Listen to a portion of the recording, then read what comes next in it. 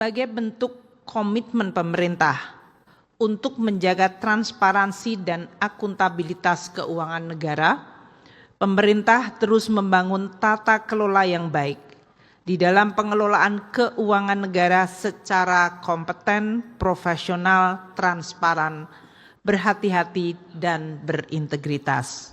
Balah saatnya kami minta persetujuan fraksi-fraksi terhadap rancangan undang-undang tentang pertanggungjawaban atas pelaksanaan anggaran pendapatan dan belanja negara tahun anggaran 2024. Apakah dapat disetujui untuk disahkan menjadi undang-undang? Ya, sementara itu Menteri Keuangan Sri Mulyani Indrawati mengapresiasi seluruh pimpinan dan anggota DPR RI atas kerjasama yang baik dalam pembahasan hingga pertanggungjawaban APBN 2024.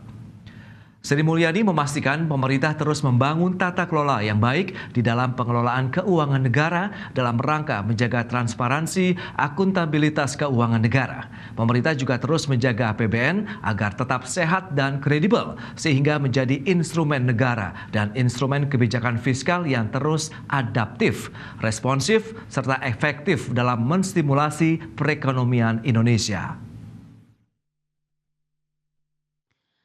Sebagai bentuk komitmen pemerintah untuk menjaga transparansi dan akuntabilitas keuangan negara, pemerintah terus membangun tata kelola yang baik di dalam pengelolaan keuangan negara secara kompeten, profesional, transparan, berhati-hati, dan berintegritas.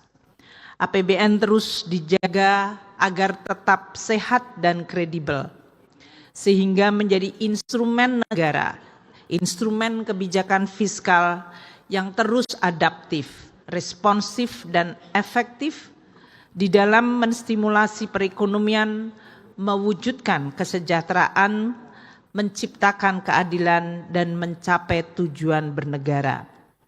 APBN akan terus responsif karena lingkungan, negara, dan perekonomian akan terus. Ya, masih di Prime Market Highlight pemirsa, DPR RI resmi mengesahkan rancangan undang-undang tentang pertanggungjawaban atas pelaksanaan APBN tahun anggaran 2024 menjadi undang-undang.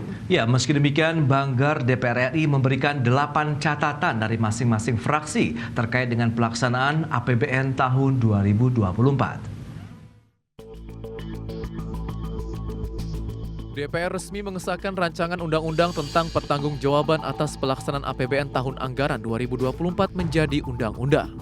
Pengesahan tersebut dilakukan dalam rapat paripurna ketiga masa persidangan 1 tahun sidang 2025-2026. Dalam paparannya, Wakil Ketua Badan Anggaran DPR Wihadi Wianto menyampaikan, Banggar DPR RI memberikan 8 catatan dari masing-masing fraksi di DPR terkait pelaksanaan APBN 2024.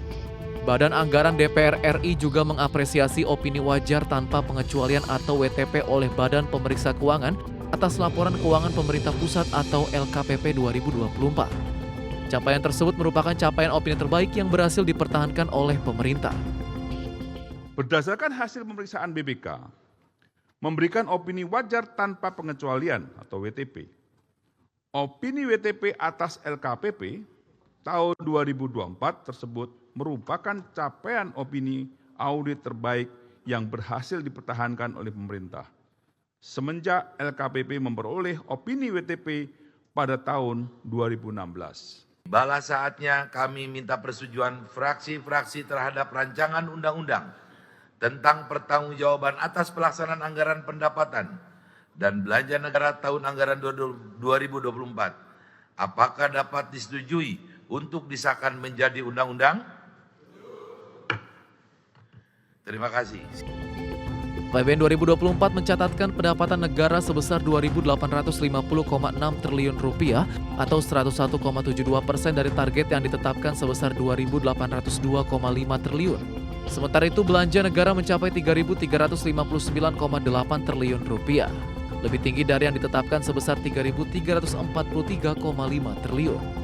Dengan postur tersebut, APBN 2024 mengalami defisit sebesar Rp509,2 triliun, lebih rendah dari target Rp541 triliun.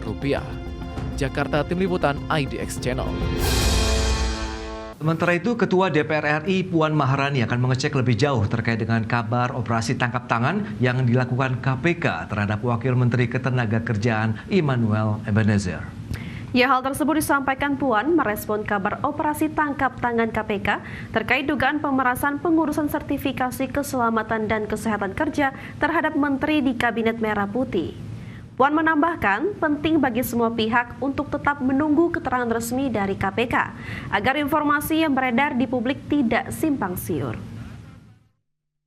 Saya juga baru mendengar beritanya tadi saat di paripurna, jadi belum tahu terjadinya karena apa dan lain sebagainya, karena melihat di info beritanya saat tadi melaksanakan paripurna. Jadi ya saya akan cek dulu kenapa dan seperti apa proses ini terjadi. Di tengah ketidakpastian kondisi ekonomi dan kebijakan efisiensi anggaran pemerintah, rencana tunjangan rumah bagi anggota DPR RI menjadi sorotan. Tak main-main, tunjangan rumah anggota DPR RI bisa mencapai 50 juta rupiah.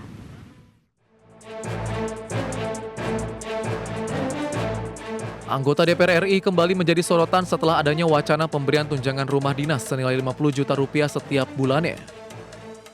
Sementara itu, Wakil Ketua DPR Adis Kadir di gedung DPR RI membenarkan adanya anggaran ini, namun ia membantah gaji pokok anggota DPR naik. Menurutnya, anggaran ini dibuat lantaran pengadaan rumah dinas sudah ditiadakan. Angka 50 juta rupiah pun dinilai wajar untuk rumah di sekitar Senayan, Jakarta Pusat. Sekarang ini kan tidak ada rumah dinas lagi. Jadi anggota DPR sudah tidak ada rumah dinas, tidak dapat rumah dinas. Hitungannya memang kalau mereka ngontrak rumah atau kos saja, ruangan 4x6 begitu, dengan kamar mandinya itu kan kurang lebih di dekat-dekat Senayan ini 3 juta per bulan. 3 juta itu udah paling murah. Kalau dikalikan 1 bulan dianggap 26 hari mereka bekerja, berarti kurang lebih 78 juta. Masalah anggaran rumah dinas ini sebenarnya sudah menjadi polemik sejak periode lalu. Saat itu anggota DPR beralasan rumah dinas yang ada banyak yang tidak layak huni. Saat itu anggaran rumah dinas pun diperlukan untuk renovasi rumah. Tim Liputan IDX Channel. Ya, di tengah ramainya kritik publik terhadap kenaikan tunjangan rumah dinas anggota DPR yang dianggap tidak menunjukkan empati, Wakil Ketua Komisi 3 DPR RI Ahmad Saroni menyebutkan sebagian masyarakat Indonesia memiliki mentalitas senang melihat orang susah dan tidak senang melihat orang senang. Politisi Partai Nasdem ini meminta publik tidak serta-merta menilai anggota dewan tidak memiliki empati hanya karena besaran tunjangan yang mereka terima. Saroni bahkan menganggap nominal tunjangan rumah dinas 50 juta rupiah yang dinilai fantastis oleh publik sebagai sesuatu yang wajar. Nilai tersebut tidak seharusnya menjadi tolok ukur utama dalam menilai kinerja atau empati seorang wakil rakyat. Saroni bahkan menyebutkan dana yang diterima oleh para wakil rakyat pada akhirnya akan didistribusikan kembali ke masyarakat melalui berbagai kanal tanpa perlu diumumkan secara eksplisit. Ya, kan kalau dijabarin kan sekarang banyak tuh, republik kita itu senang ngeliat orang susah, nggak senang ngeliat orang senang. Tapi kan kita sebagai anggota DPR, jabatan publik, yang punya kerja-kerja, yang dimana kalau ngomong diruntunin, siapa sih yang nggak punya rasa empati kepada masyarakat? Pasti ada. Cuman kan masing-masing orang anggota DPR tidak pernah melihatkan secara nyata hari-harinya suka memberikan satu bantuan